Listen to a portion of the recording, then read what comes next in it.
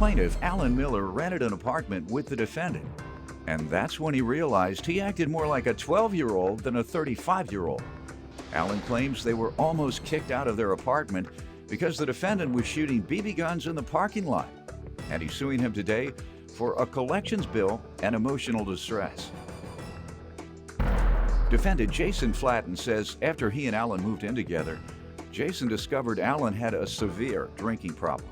Jason claims Alan would skip work to sit home and drink all day, and he's countersuing for harassment. Start with you.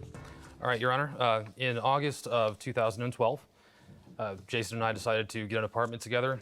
He was getting a divorce, and I wanted to move in closer to work. So it kind of made sense. We'd known each other from work.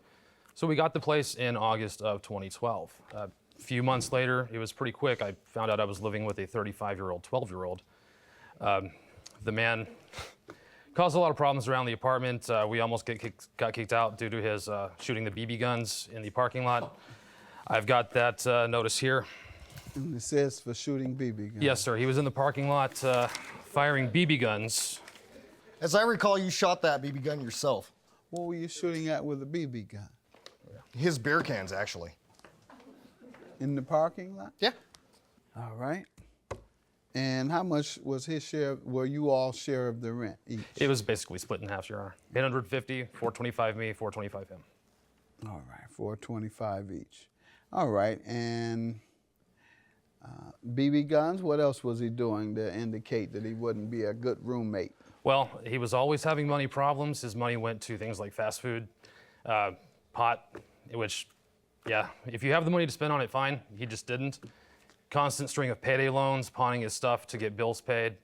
He pawned his Xbox, his stereo, just so he would have the money. And oftentimes it still ended up that we were constantly late. We've got 1, 2, 3, 4, 5, 6 notices for being late. Let's see them. All due to Jason Flatten. Late or non-payment? Late. There was a grace period. Rent's normally due on the 1st, but you have, in Oregon, you have until the 5th to pay. Mm-hmm. And you don't get one of those if you pay on the 5th. This had nothing to do with your drinking? No, it didn't. You give me some background. Well, Your Honor, this man was hell to live with. I met him at work. He was in a bad situation. He was living with other friends, drug addicts, strippers, things of that nature. And he would come to work every day, and he would be complaining about how he didn't get any sleep due to what was going on at the house. I bet he would. He and I decided to get a place. It was going to be conducive, you know, so that it would be closer to work and everything like that. And less than a week into it, the drinking, I did not know that he had a drinking problem at the time. How did you discover he did? I discovered it, you know, as we were moving in, he was buying alcohol and just getting plastered. And how often?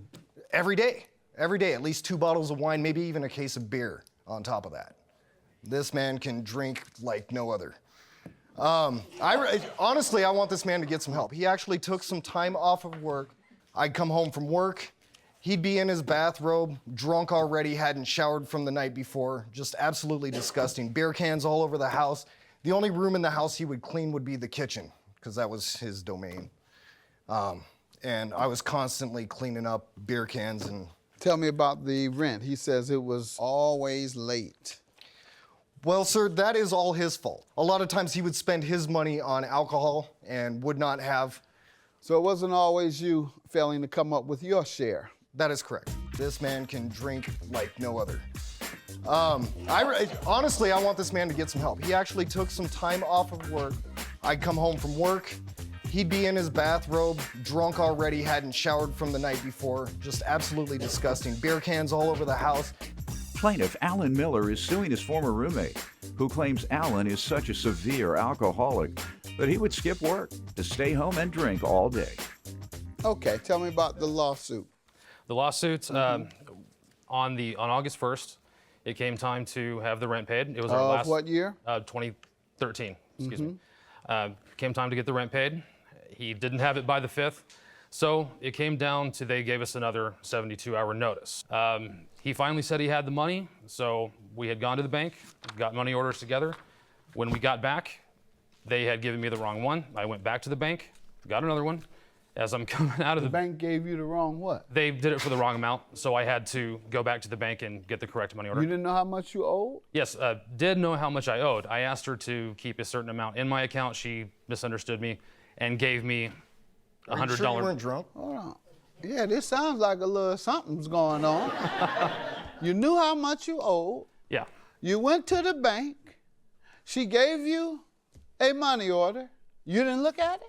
No, Your Honor, I didn't. We were in a hurry. Okay, We you left were the bank. drunk. No, sir. Go ahead.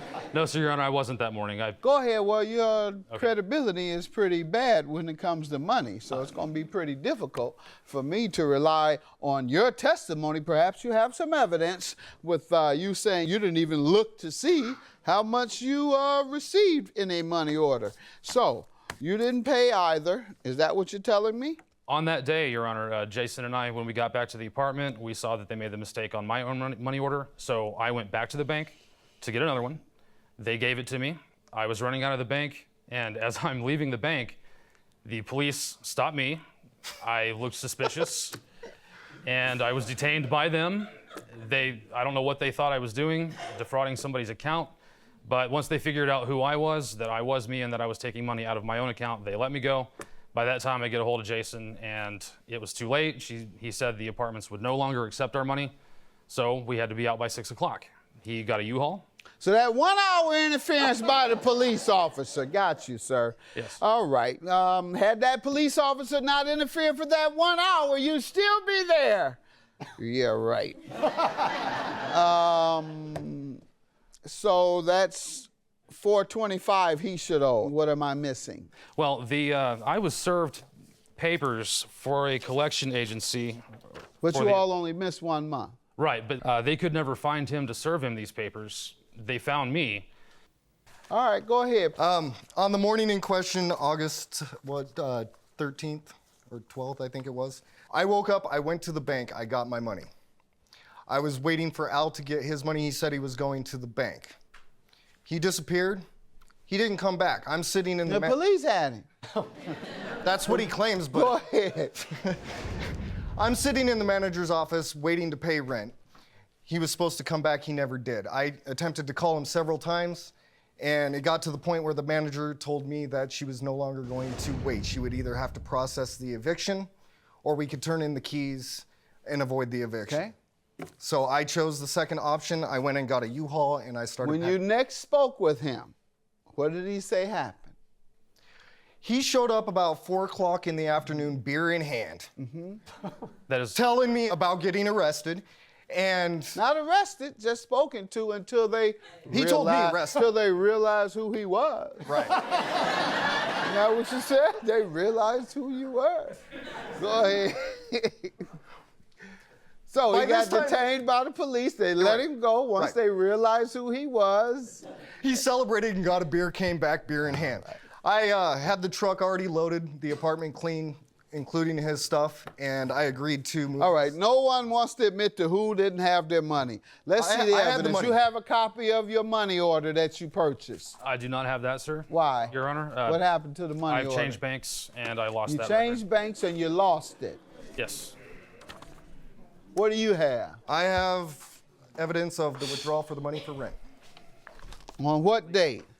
on the 12th. Because you are on August 12th. That's On what August this is 12th. going to tell me. Yes. That's exactly what it says. That on the exact day that rent was to be paid, he made the exact amount of withdrawal. I And understand. you show me nothing. Plaintiff Alan Miller is suing his former roommate, who claims Alan is such a severe alcoholic that he would skip work to stay home and drink all day. What is your emotional distress for, sir? Since Jason had caused us to be, you know, You can't even say it now. 'Cause you can't even fix your mouth to tell that lie. You Due to know I Jason- have the evidence. due to Jason's irresponsibility at the apartment, I was unable to find a place where I live now. It took me 2 months. I have this thing on my credit report. I do have statements that Somebody heard him say he was responsible for this. Yes, yes, He would pay everything. This was the night that we moved out. And He may have said it, but the fact is, he had his money ready. The way- and you didn't. Your Honor, the way that he described that day is completely fabricated. I go with the evidence that I'm looking at. And you don't have any, he has his. What is your counterclaim for harassment? I have text messages here from Al to my witness stating that he has a guy that was trying to locate me, and the hotel was going to be a much quieter place once he found me. He was going to involve my The children. hotel. Yeah, apparently he tracked me down to a hotel in Seattle that I lived at. Did you? No, I was living in Portland, Oregon. What else? He's offering up a $100 reward for my whereabouts, and All right. Your claim is dismissed. He provides me with clear and convincing evidence that he took the exact amount of the monies that he owed for rent out the precise day that the rent was due. You provide me with no evidence at all of having any monies at the time the rent was due. Therefore, I'm going to dismiss your claim, and I'm also going to dismiss yours. This calling you or telling you he's going to put a $100 hit on you. You should have known that wasn't true. A $100 contract wasn't too much going to happen to you. Have a good day. Yours dismissed, and so is yours, sir.